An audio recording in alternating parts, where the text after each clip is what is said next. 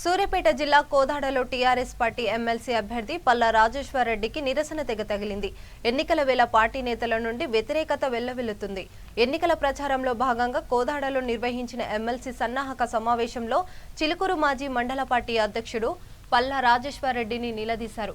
పల్లా రాజేశ్వర్ రెడ్డికి ఓట్లు వేయడం ఇష్టం లేదని సమావేశంలోనే బహిరంగంగా వ్యతిరేకించారు. గత ఎన్నికలు గెలిచిన నాటి నుండి ఇప్పటి వరకు పల్లా నియోజకవర్గంలో కనిపించలేదని, ఇప్పుడు ఎన్నికలప్పుడు ప్రచారానికి వచ్చారని మండిపడ్డారు.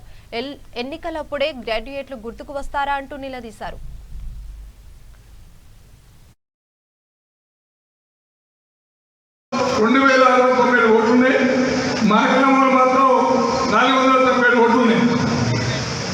అది చిలుకూరులో 622 ఓట్లు ఉన్నాయి. ఎందుకంటే మన ఎమ్మెల్యే ముందు మనం రోజు మన ఎమ్మెల్యే ముందు తిరుగుతుంది కాబట్టి మన సార్లు ఏదో మాట చెప్తున్నాం. సరే, మన పల్లరాజుల పెద్ద మాత్రం మనకి గెలిచిన కానీ ఇప్పుడు మన ముందు కావాలి. ఏదో మన అప్పుడు చెప్పడం కాదు. ఎందుకంటే ఓటే మాట చెప్పి చెప్పడం కాదు.